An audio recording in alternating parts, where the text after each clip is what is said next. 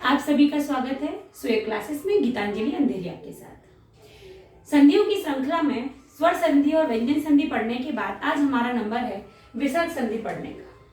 संधियों में जो मुख्य 3 संधियां होती है उसमें तीसरी संधि है विसर्ग संधि। विसर्ग संधि अपने नाम से ही अपने आप को डिफाइन करती है कि विसर्ग, जहां पर विसर्ग किसी स्वर और व्यंजन वर्ण के साथ मिलकर विकार उत्पन्न करता है, अर्थात जहां पर विसर्ग किसी स्वर व्यंजन के वर्ण के साथ मिल जाए और एक नया शब्द बना दे, कुछ उसमें परिवर्तन ला दे, वो विसर्ग संधि होती है।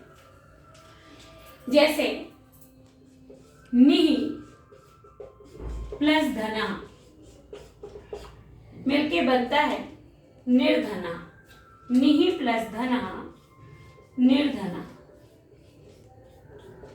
अब यहां पर आने वाला विसर्ग जब इस धा से मैच करता है, इस धा से मेल खाता है, तो ये विसर्ग रा के रूप में परिवर्तित हो जाता है।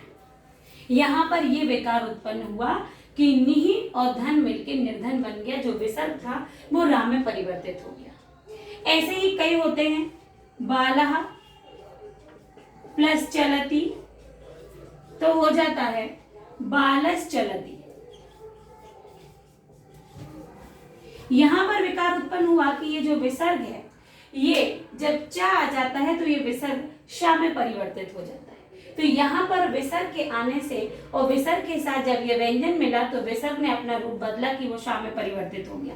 तो इस प्रकार ये परिभाषा इन उदाहरणों के साथ अपने आप को सिद्ध कर रही है कि विसर्ग जब किसी स्वर या व्यंजन के साथ मिलता है तो विकार उत्पन्न हो जाते हैं। अब विसर्ग संधि के कुछ 7-8 नियम हैं, जो एक 2-2 नियम करके हम देखेंगे। हर वीडियो में एक साथ हम 8 नियम देखेंगे तो हमारा रिवीजन करना मुश्किल होगा। तो यहाँ पर पहला नियम है कि विसर्ग के बाद यदि ता और था हो, विसर्ग के बाद ता और था हो तो विसर्ग के स्थान पर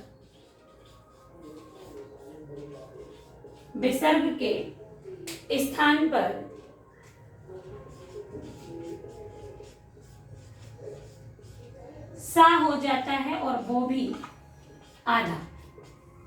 हलंत लगा है, विसर्ग के स्थान पर सा हो जाता है।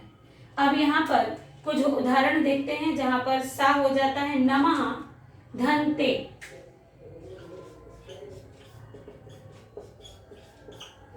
अब यहाँ पर ते है। यदि उच्चारण करते हुए हम देखें तो जब हम ते बोलेंगे तो पहले क्या सुनाई देता है? ते। ए अंत में सुनाई देता है, मतलब ता पहले सुनाई देता है। दूसरे पद का जो पहला अक्षर है वो ता है। विसर्ग के बाद यदि ता आता है तो विसर्ग के स्थान पर सा हो जाता है, वो भी आधा। तो यहाँ शब्द बनेगा नमस्ते। और देखिए अगला कि यदि था हो दुहु, दुहु प्लस थलः,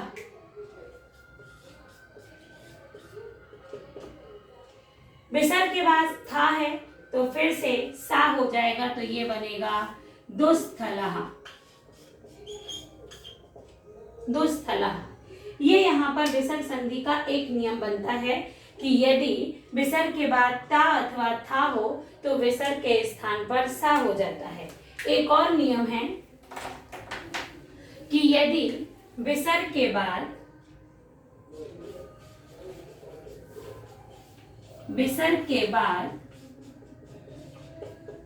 चा और छा हो, विसर्ग के बाद चा अथवा छा हो तो विसर्ग के स्थान पर शा हो जाता है, ना कि सा। तो विसर्ग के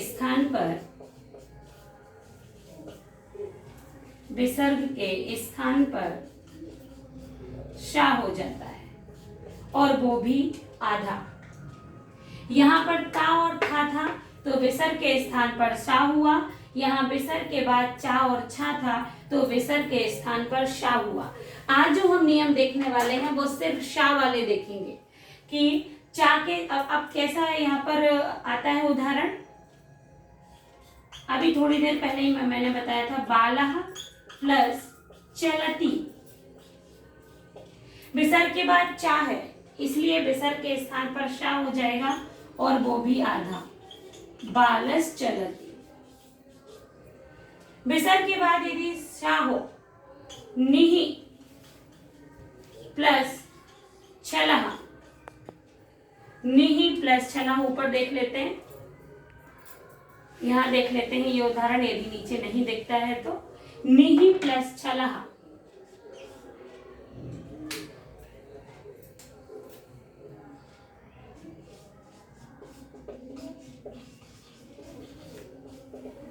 शब्द बनता है विसर्ग के बाद छा हो तो निश्चलः। दो नियम ही आज हमको देखने थे, एक तो विसर्ग संधि की परिभाषा और शा वाले नियम। एक साथ यदि हम पूर्व रूप संधि को देखते हैं कि पूर्व रूप विसर्ग किस तरह मैच होती है, ये हम अगले वीडियो में देखेंगे। आज दो ही नियम आपको टैली करना है, दो ही नियम आपको पढ़ना है कि यदि विसर्ग के बाद ता अथवा था हो तो विसर्ग के स्थान पर शा हो जाता है, और यदि विसर्ग के बाद चा और छा हो तो विसर्ग के स्थान पर शा हो जाता है। इन दोनों नियमों से संबंधित जितने भी उदाहरण आपको मिलते हैं, उन उदाहरणों को आप फॉलो कीजिए, उनको सॉल्व कीजिए, और जहां परेशानी आती है वहां पर आप कमेंट बॉक्स में पूछ सकते हैं कि इससे संबंधित यदि कोई नियम है, उदाहरण है, और उसमें यदि अपवाद है तो वो अपवाद कैसे होगा। तो आज के लिए बस ये दोनों नियम ही, अगले वीडियो में हम इसके अगले नियम को पढ़ेंगे। नमस्कार।